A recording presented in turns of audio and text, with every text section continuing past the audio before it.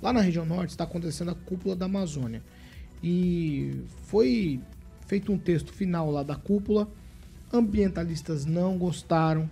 Essa declaração aí final foi assinada por países que estão lá.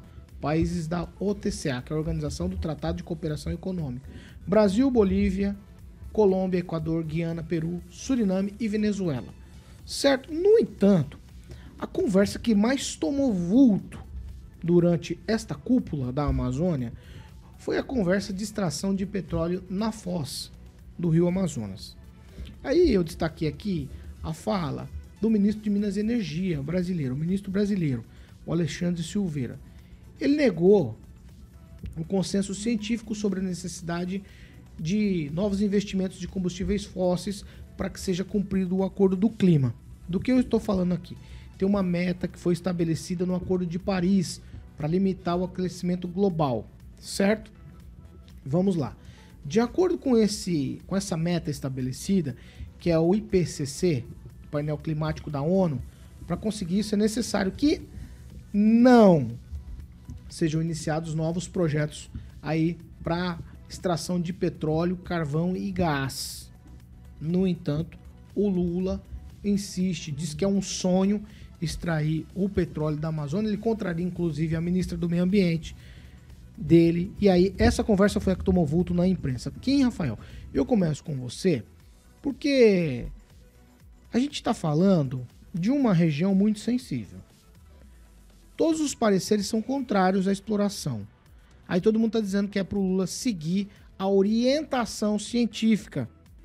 O presidente colombiano, Petros, diz que é o seguinte, que progressistas têm que seguir, sim, a orientação científica. No entanto, o Lula continua falando que é um sonho extrair petróleo. O que é que você acha disso nessa altura do campeonato? Primeiro que o discurso não é aquele discurso de campanha, que bateram tanto no Bolsonaro por ele tentar melhorar a situação lá do pessoal do norte, né, por conta não só a extração do petróleo, mas dar oportunidade para outras regiões. E agora, quem está contra o mundo, né, nesse aspecto do meio ambiente é o próprio presidente. Inclusive, como é que fica a Marina Silva nesse aspecto, né? A Marina Silva, não sei até onde ela vai suportar com todo esse, talvez, constrangimento para ela, não sei. Mas Lula realmente quer fazer algo que seria muito bom para a região. E aqui não é elogio, mas realmente tem que haver uma situação de que tenha a oportunidade. Aqui, inclusive na fala dele, quem mora na Amazônia tem direito a ter bens materiais que todo mundo tem. Eu também concordo. Se lá não tem, realmente seria muito bom para ter. Eu só espero que esses investimentos ou qualquer situação que ocorra nessa extração não seja aí uma possibilidade de doravante descobrirmos mais para frente aí uma corrupção, né, diante disso. E nós sabemos quando tem petróleo no meio, a gente vê aí o histórico bombástico, infelizmente, da Petrobras. E essa questão realmente tem que ficar alinhada aí com seus ministros, pelo menos. Não precisa, pode até ir contra o mundo, mas não ir contra os seus ministros, né? Acho que tem que realmente ter essa... Eu quero navegar no teu pensamento. Nivelamento. Vamos imaginar que... Tudo da corte, hein? Vamos navegar lá. não é mar, desculpa. Kim, vou navegar no seu pensamento. Contrariando as expectativas contrárias, contrariando os contrários. Que é o seguinte, vamos imaginar que tem a lisura em todo o processo. Não tem a corrupção em absolutamente nada. A sensibilidade da região não é temerário você começar a extrair petróleo naquela região? Eu acho que não, porque isso vai proporcionar empregos para a população, não é pessoas que vêm de fora só. Eu tenho certeza que na região ali pessoas vão progredir nessa área. E como ele disse, né, as questões materiais é a infraestrutura que vai ser colocada adiante nesses investimentos. Infraestrutura. Mas eu falo por conta de uma catástrofe ambiental, uma coisa desse tipo? Não, eu acho que tem desmatamento sim, ilegal, e aí tem que ser combatido. Agora, pontos como esse que vai dar investimento para a população em redor, maior, acho que tem que investir sim, indiferente de quem seja, Lula ou Bolsonaro. Só que você tem que ficar alinhado com o seu discurso. Se você ir contra o teu ministro não está alinhado com você, alguma coisa está acontecendo. Ou quando você usa um discurso diferente da campanha para bater no candidato que tem essa percepção de investimento. Acho que tem que ser coerente nesse sentido. Tem que haver investimento sim. Rigon? Não, eu achei legal você falando em ciência, que o Lula tem que seguir a ciência. O Bolsonaro com a Covid e tudo, com a ABIN mandando e-mail falando, ó, o bicho vai pegar e ele ignorou, né? Mas beleza, tomara que o Lula não faça igual e que siga realmente as recomendações de quem entende. E quem entende acha que não tem que fazer. Hoje, a minha opinião, não tinha ela formada, eu sou contra realmente fazer esse negócio na foz por mais distante que 150 quilômetros que fica, não tem que fazer, você não tem que arriscar. Primeiro o nosso jardim, a nossa casa. Vamos cuidar da nossa casa. Vamos... E hoje está tão fácil de acontecer intempéries, a natureza reage muito forte, é algo que você não tem como controlar. Então eu espero que o bom senso prevaleça e que diante dessa montanha de gente pedindo para ele respeitar a natureza, coisa que todos nós deveríamos fazer todo santo dia, que ele que ele aceite essa opinião do bom senso e dos especialistas. Pamela Bussolini. Paulo, eu tô aqui pensando, né, como essa viagem do Lula e a região amazônica tá interessante. Me parece, eu não sei onde vai parar assim esse cair de máscaras, sabe?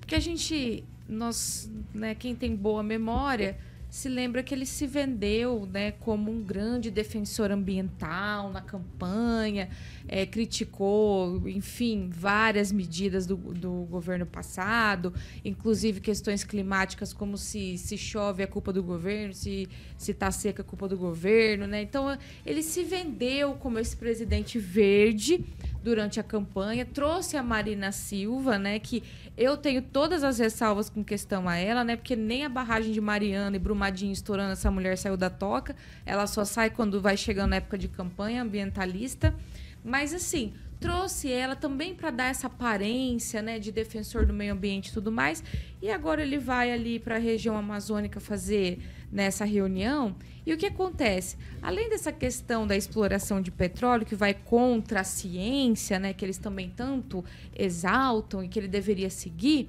ele também estabelece metas, mas sem prazo, né? Tem essa crítica também sendo feita pelas pessoas envolvidas, que foram estabelecidas metas ali de contenção ali de prejuízos ambientais, mas não tem datas para isso, né? Medidas, mas não tem datas.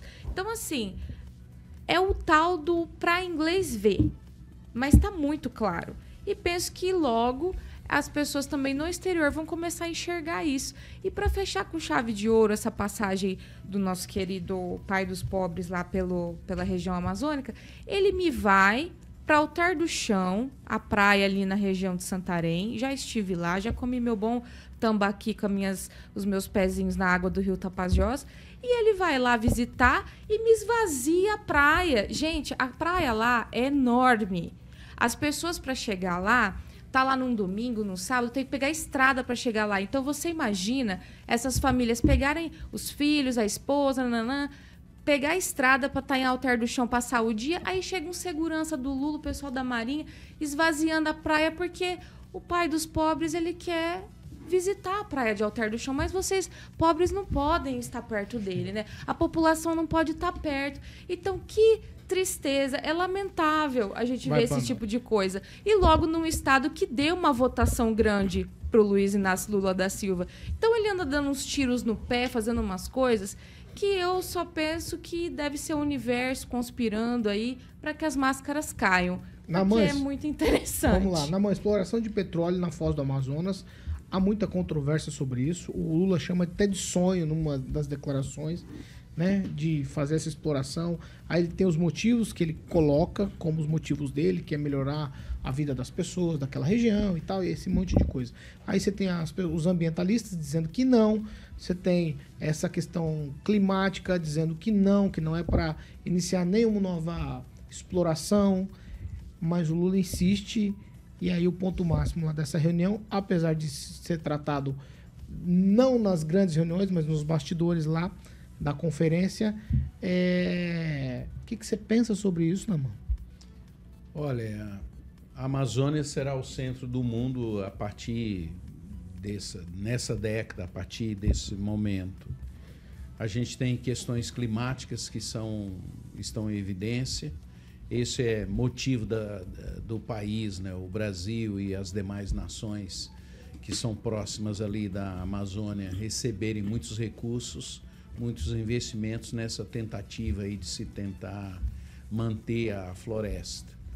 A questão, quem manda aí nessa questão do petróleo, a gente sabe, são outros países no mundo e eles de fato não têm interesse em que se apareça algo novo. Então, para mim, a questão é política, por um lado, porque para que se tenha recursos econômicos se faz política, e aí vem as questões mais de ordem pessoal do atual presidente, né, que realmente é uma incoerência em alguns momentos, mas eu acho que a questão é essa, é econômica. Aí o que está em jogo é a grana para as nações, para os povos indígenas ali ao redor, e a questão política aí de um candidato querendo fazer aquela ideia histórica e fazer o seu sucessor ou se candidatar de novo, não sei. Então, para mim, a questão é econômica, não tem nada a ver com ciência. A ciência não vai prevalecer mais uma vez, né? A economia sempre prevalece, a grana é que manda a ambição, o poder é que manda nas pessoas. A população, como sempre, deixada de lado e abandonada.